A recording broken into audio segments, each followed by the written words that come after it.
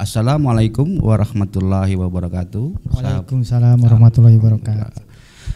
Selamat bertemu lagi kepada sahabat-sahabat IKN yang pada saat ini sedang bersantai dan menyaksikan IKN TV. Kajian tematik kita ini. Kajian tematik. Ya. Begitu.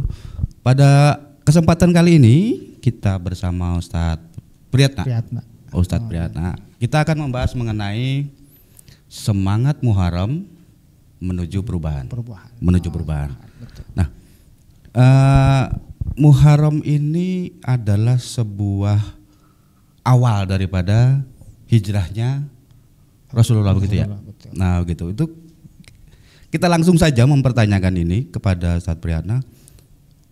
Sebenarnya itu apakah Muharram ini hanya sebagai budaya, hanya sebagai kebiasaan saja, atau seperti apa itu, Pak? Yang realitasnya kita lihat di kalangan umat hari ini, ya, gitu ya. Di kalangan umat masyarakat sekali ini. Baik, Wadol.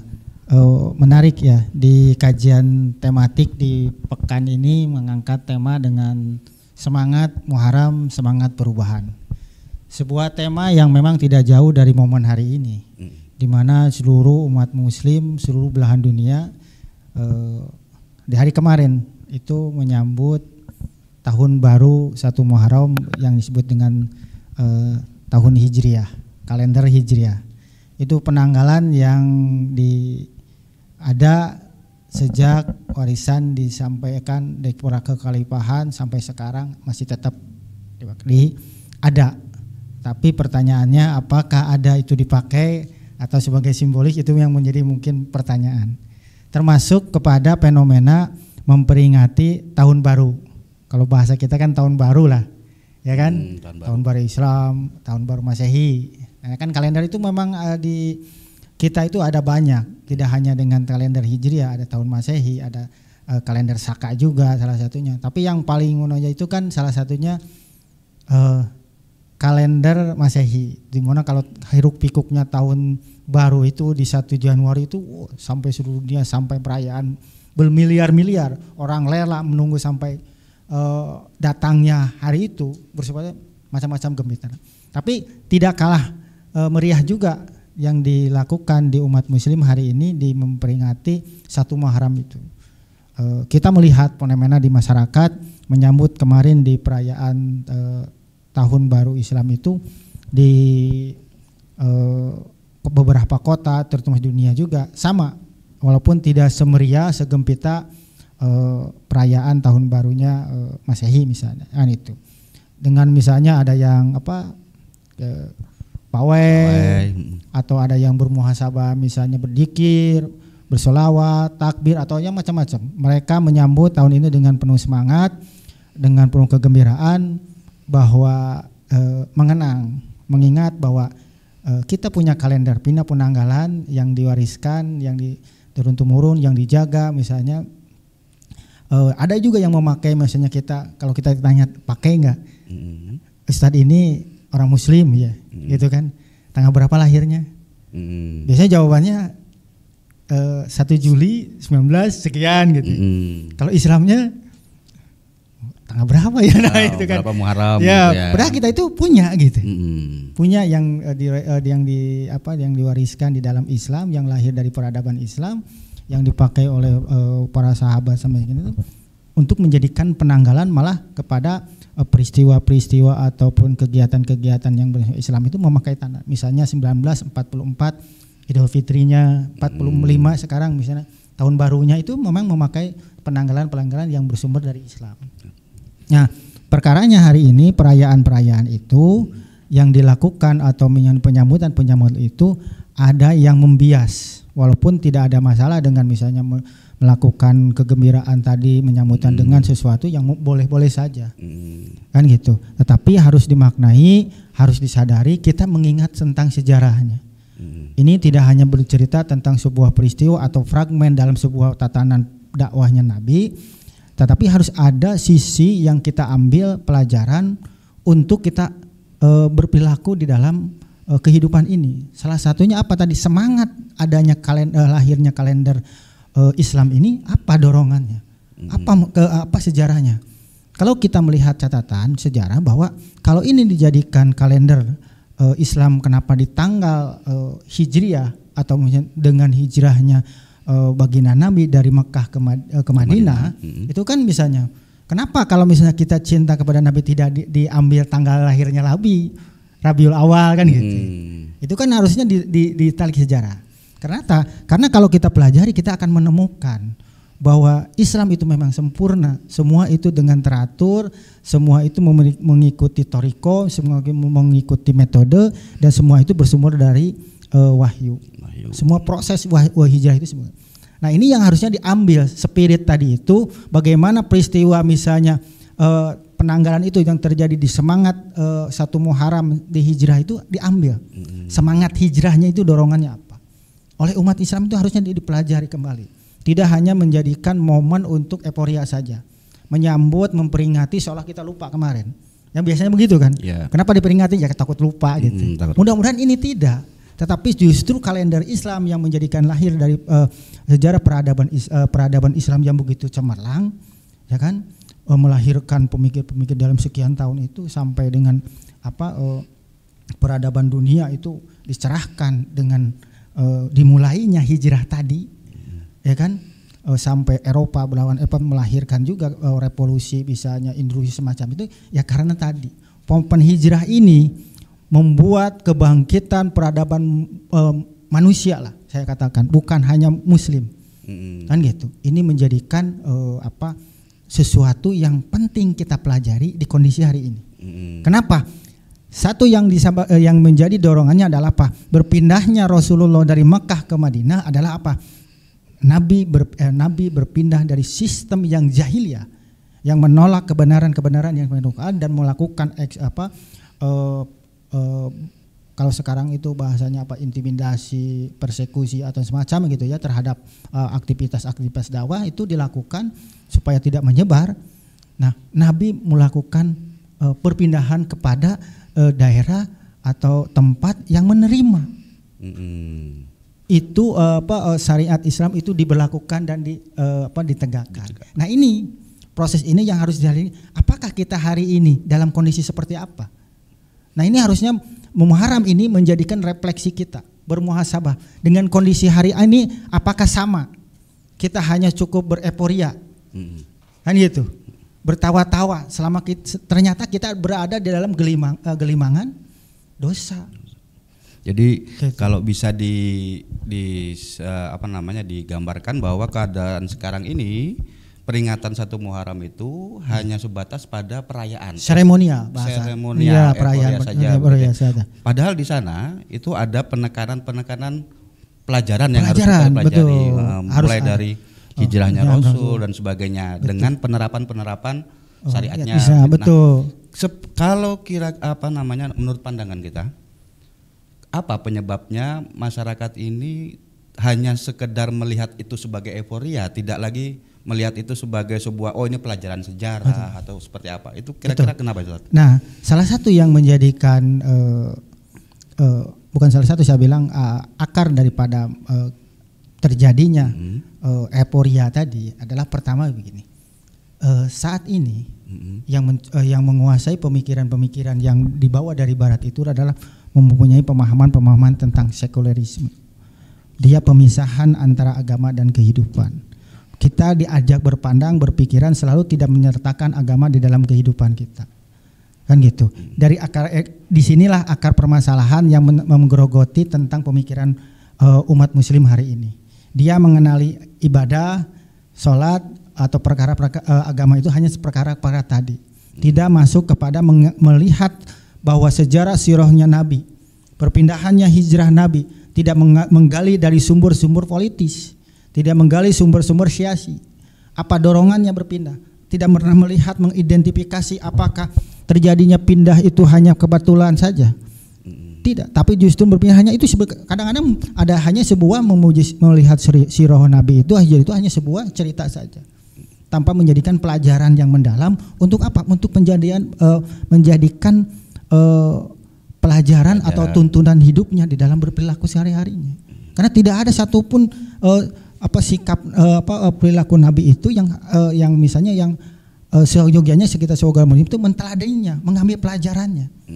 Kan gitu. Nah, ini dalam sirah yang begitu panjang, peristiwa yang begitu penting, hijrahnya misalnya Nabi gitu, itu ada sisi politik.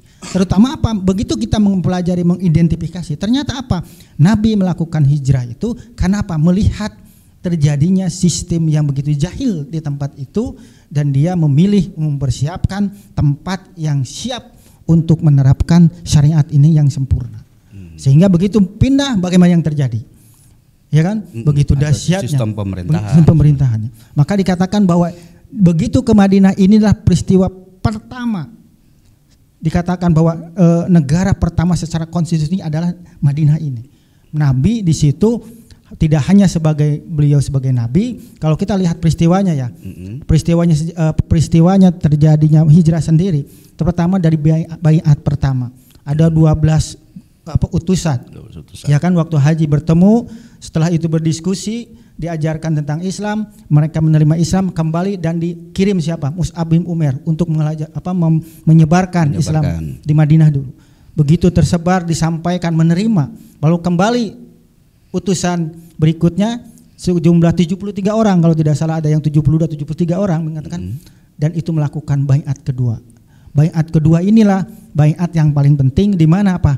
Ada tolabul nusro, penyerahan kekuasaan, bagaimana penduduk menerima kepemimpinan Nabi untuk diatur, kan gitu. Nah, inilah peristiwa yang harusnya dipelajari, bahwa itu semua dipersiapkan, dikondisikan, ya kan, sehingga bagaimana syariat ini bisa menerapkan di suatu wilayah menyangkut kekuasaan.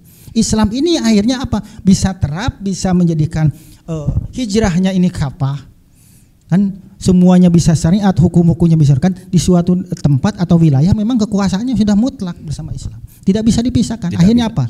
Begitu masuk ke Madinah, baginda memimpin tidak perlu lama, dalam 10 tahun, ya kan, bagaimana cahaya Islam menyinari, ya kan, berlanjut sampai terus sistem-sistem yang sudah dipersiapkan itu dipakai oleh para sahabatnya dengan kekhilafahannya Umar. Dan terutama kalender ini sendiri adalah diambil oleh pada waktu kekhalifahan Umar. Ya, ini yang harusnya umat Islam hari ini berpikirnya tidak lagi sekuler. Karena kita harus mengambil sisi Islam itu tidak hanya dengan sistem ibadah, tapi politik, ekonomi, semuanya, maka akan ketemu. Pandangan kita melihat sirah hari ini, termasuk momen hijrah ini adalah momen yang paling penting merubah umat Islam yang dalam kondisi hari ini dalam keadaan sistem jahiliyah untuk melakukan perubahan secara masuk Islamnya kapal. Tidak ada tawar menawar. Karena hukumnya apa? Wajib nanti. Wajib. Itu yang harusnya penting. Tapi kalau kita berpikirnya memakai sekulerisme, berpikirnya hanya melihat hanya satu sisi, hanya sebuah cerita, ya kan? Apa tidak daunnya dengan dongeng, ya tidak akan ketemu. Maka Islam akan ketemu dengan karismanya, akan ketemu dengan ciri khasnya saat kita melakukan pemikiran yang mendalam berdasarkan Islam itu sendiri. Gitu. Jadi kalau bisa dikatakan juga bahwa kondisi sekarang yang menurun itu karena pemikiran umat itu tercekoki, terdoktrin dengan pemikiran-pemikiran sekuler yang memisahkan antara agama dan kehidupan sehari-hari. Padahal di dalam sejarah ketika kita memperingati Muharram ini banyak yang disampaikan, banyak yang tertulis di dalam sirah Nabawi juga bahwa Rasul itu menjalankan semuanya itu secara bertahap gitu. Betul. Kita bahwa ada dakwah yang disampaikan, penerapan bukan hanya sekedar ibadah, betul. Ibadahnya. Kemudian di Madinah pun dia menerapkan sistem pemerintahan. Sistem politiknya, sistem ekonominya, semuanya di sana ya. Sampaikan misalnya digambarkan kalau begitu kita lihat di dalam sejarah begitu hijrah, apa yang lu katakan? Adan pertama. Begitu bebasnya Bilal mengatakan adan. Ya kan? Itu adalah simbol apa? Kedaulatan. Adan itu kalau kita melihat dalam sisi politis itu begitu keren. Kan gitu. Kebebasan umat Islam hari itu melakukan ibadah semua itu di dalam sebuah memang kekuasaannya sudah mutlak di bawah Islam. Dan tidak ada bisa melaksanakan sistem secara kapah, tidak ada lagi. Ya kalau tadi misalnya di Mekah itu justru banyak intimidasi, banyak penyiksaan. Kenapa ya tadi? Sistem ini tidak menerima, kekuasaan di situ tidak menerima. Nah kita lihat di kondisi hari ini, harusnya kita memuhasabah kondisi kita hari ini seperti apa. Seperti misalnya ayat tentang misalnya zina hari ini bagaimana hukumnya, kan gitu. Itu kan yang salah satu yang harusnya kita introspeksi. Apakah kita hari ini bisa melaksanakan Islam secara kafah dalam sistem hari ini? Tidak bisa. Kan gitu. Berarti apa? Kondisi kita hari ini adalah jahiliyah. Maka semangat yang harusnya diambil di dalam satu Muharram itu kembali kepada tadi yang dicontohkan oleh bagaimana Nabi, berhijrahlah kepada sistem kafah. Kepada Islam kafah. Dengan semangat itu harusnya dibangun. Di mana Pak? Dibangun kenapa? Persatuan hari ini semua bangga dengan kalender Islam, bangga dengan tahun Bersiram, tapi harus bangga kita menjadi Islam kafah, harus Islam kafah. Jadi dengan semua penerapan peraturan-peraturan dan syariat-syariat Islam di dalamnya, gitu. Jadi kesadarannya bukan hanya kepada diri sendiri untuk meningkatkan ibadahnya, meningkatkan ketakwaannya dan ketaatannya, tapi juga memberikan dorongan kepada diri untuk memberikan support kepada pemerintah gitu ya. Jadi karena apa? Islam bisa diterapkan secara kafah jika umat sadar bahwa pemerintahan memang harus sesuai dengan syariat. Ya itu yang tadi yang dikatakan ada poin yang saya lupa katakan bahwa makna hijrah ini juga hari ini dikotomikan hanya bersifat individu. Kalau saya sudah baik, sudah dari jelek ke baik, sudah selesai hijrah. Padahal apa yang dicontohkan oleh Nabi Atullah bukan lagi hijrahnya individu, tapi hijrahnya komunal, ya kan? Dari kondisi yang tadi misalnya sistem jahiliyah atau kenegaraannya yang memang jauh dari Islam atau jahiliyah kembali kepada kekuasaan atau negara yang Islami. Jadi harus lihat gitu, bukan hanya individu saja, tapi secara komunal, secara bernegaranya harus berpindah, berubah gitu, berubah. Apanya yang dirubah? Ya sistemnya, kan gitu. Nah, perubahan sistemnya ini kan secara otomatis itu harus kita sampaikan gitu. Artinya dengan cara kita mendakwahkan, menyampaikan bahwa Islam butuh kekuasaan untuk menerapkan syariat-syariatnya gitu kan. Walaupun syariat-syariat ini diterapkan oleh anggaplah seperti negara kita misalnya kan gitu kan ya. Jika syariat Islam ada di sana, tentunya umat Islam akan lebih tenang gitu kan ya. Karena memang kedaulatan itu kan kalau di dalam Islam bagaimana kedaulatan di dalam Islam adalah di tangan hukum syara gitu kan, di tangan hukum syara kan gitu. Jadi penerapan syariat itu wajib gitu. Itu dituntun dan diarahkan oleh pemerintah gitu. Nah kira-kira apa muhasabah yang harus kita tekankan kepada diri kita untuk menyambut perubahan dalam hijrah ini? Untuk menyampaikan kepada diri kita atau menyampaikan kepada umat secara komunal tadi, apa yang harus kita lakukan kira-kira? Baik, kalau kita sudah menemukan bahwa titik kita ini adalah titik terdalam dalam keadaan jahiliyahnya kita, di mana syariat Islam banyak ditinggalkan. Bagaimana syariat Islam banyak dilanggar, bagaimana momen-momen penting di dalam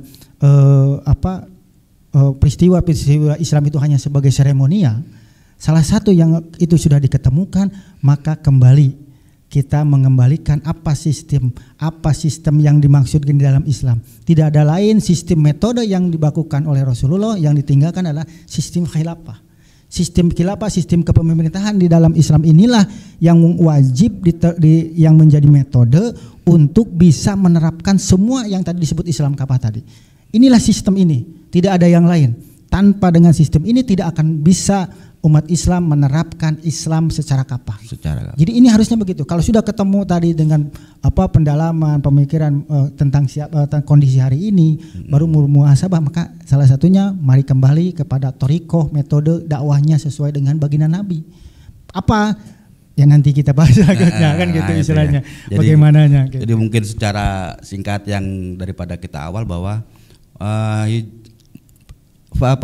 event 1 Muharram peringatan ini bukan hanya sebagai sebuah seremonial saja, tapi kita juga harus mengingat bahwa ada titik-titik yang ditekankan oleh Rasulullah pada saat penentuan tahun baru ini, di mana semangat, kemudian aturan dan tatanannya Rasul itu disampaikan, kemudian beliau hijrah berdasarkan wahyu, kan gitu kan, kemudian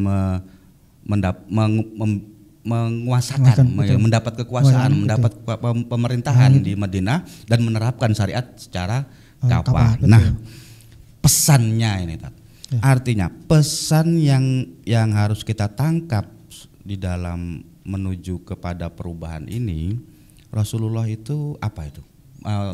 Pesan utamanya yang harus kita camkan pada saat memperingati 1 Muharram. Ya, baik. Kalau kita mengingat pesan dalam Rasulullah di dalam momen hijrah itu adalah salah satunya tadi. Kita harus memahami bahwa Rasulullah menginginkan gitu dalam keadaan keselamatan, memberikan dorongan tempat, menghadirkan junnah, pelindung bagi umat ini.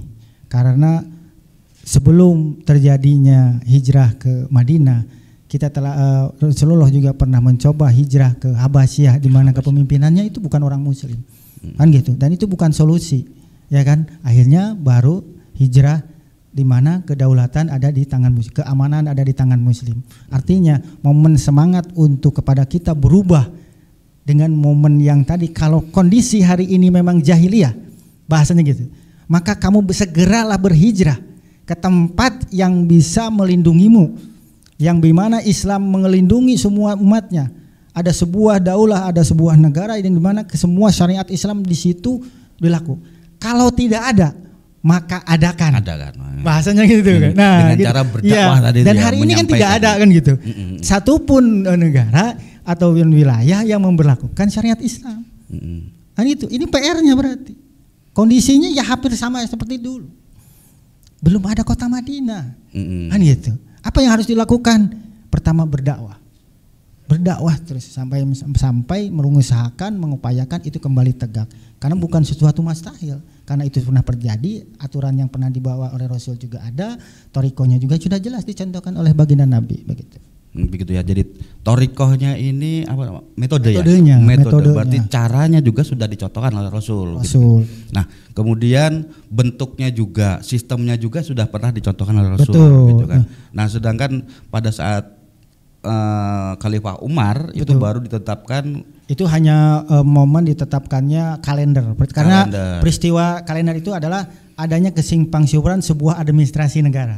Begitu ada pengiriman surat ke daerah gitu, ke tempat gubernur, tahun berikutnya disuruh kirim lu ya. Terus kalau tidak di dalam petugasnya itu bertanya, ini penanggalan yang kapan ya? Nah, itu mulai ide ditetapkan sebagai kalender Islam, ditetapkan adanya kalender Islam dan dihitung mundurnya adalah diputuskan sejak hijrahnya Rasulullah itu. Gitu.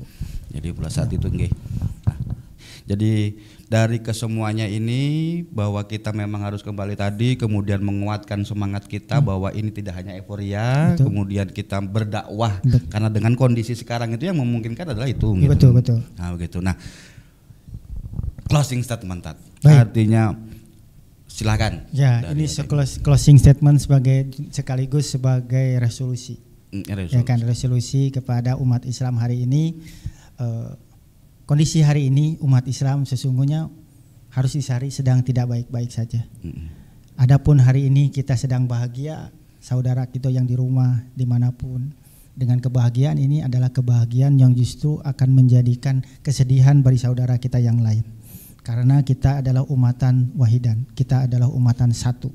Kita sudah difitrahkan untuk menjadi satu, kuntum khairul ummah, umat yang terbaik. Kondisi hari ini bukan kondisi yang terbaik, di mana kita bisa melihat kondisi umat Islam dimanapun berada. Salah satunya untuk bisa kembali karisma Islam ini menjadi cahaya di dunia adalah mengembalikan sebuah sistem khilafah di muka bumi ini sebagai junnah pelindung bagi umat Islam. Adapun belum ada, kita perjuangkan karena metode ini jelas sudah ada di dalam sirah Nabi dan bagaimana tuntunannya juga kita harus sesuai dengan sehingga apa yang diperlukan hari ini adalah keistiqomahan dan kesabaran untuk terus menapaki jalan ini secara berjamaah, secara berkelompok agar apa? Kemenangan yang tadi, kebangkitan umat dihadirkan dengan apa? Berinteraksi dengan umat, membina umat, mengkades samgehingga apa?